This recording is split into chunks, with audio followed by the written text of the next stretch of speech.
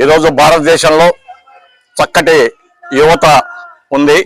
కాకుంటే ఇప్పుడున్నటువంటి సమాజం దృష్ట్యా యువత పెడుదారులు బట్టి పెడత్రోవ బట్టి పోయే పరిస్థితుల్లో ఉంది. కాబట్టి డ్రగ్స్ అనేది సమాజానికి చాలా చేటును కలిగిస్తున్నాయి.